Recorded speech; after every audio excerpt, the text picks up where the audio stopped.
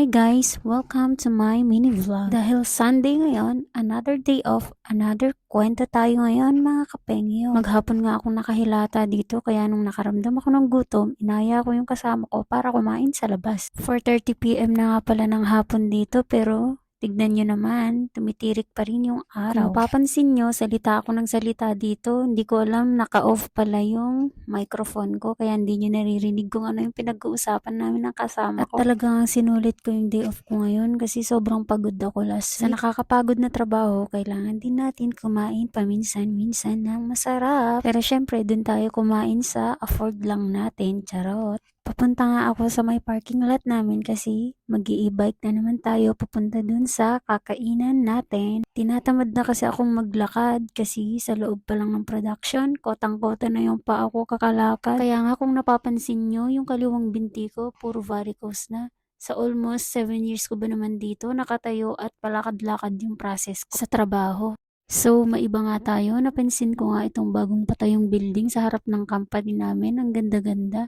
Ang ganda tignan pag dito kami dumadaan. Kitang-kita mo yung building. Sa harap lang mismo ng company namin yan.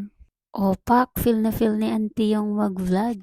At andito nga tayo sa may guardhouse namin at kailangan naming iwan yung ID at kukunin yung ARC sa loob ng guardhouse. Fast forward nga tayo, andito na nga tayo sa may Hakata Ramen. Malapit nga lang ito sa company namin, walking distance lang din, tamad lang talaga ako maglakad. So, dito tayo ngayon sa may ramen, malapit sa aming company. Let's go!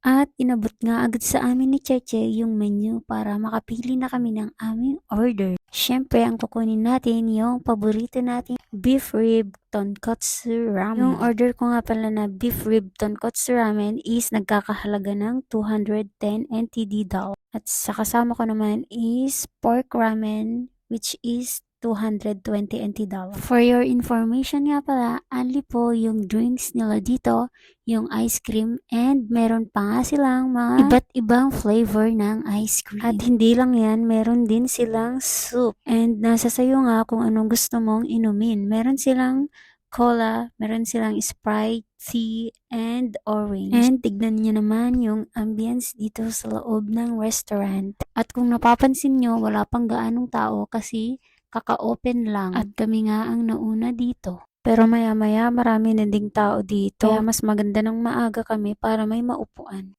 At ayan na nga, dinala na sa amin yung order ng kasama ko na pork ramen. Mukhang masarap siya, itatry ko to next time. At ito naman yung aking order na beef rib ramen. At ito nga lagi yung aking in-order sa tuwing kumakain kami dito. Kaya sa susunod na kain ko dito, itatry ko naman yung iba. Ang pinakabet ko nga dito is yung beef, malambot siya kaya hindi ako nahihirapan na kainin. Spicy flavor nga pala yung kinuha ko. Pero kayang-kaya naman yung anghang. Kaya tara kapengyo, kain tayo.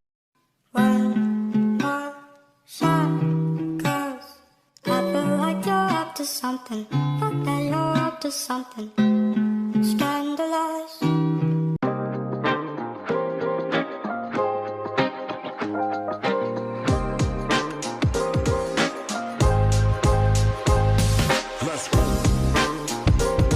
Charan! O diba naubos ko siya mga kapengyo? Sobrang busog nga ako dito kaya hindi na din kami nakakain ng ice cream. So hanggang dito na nga lang muna tayo mga kapengyo hanggang sa susunod kong vlog muli. Salamat and God bless!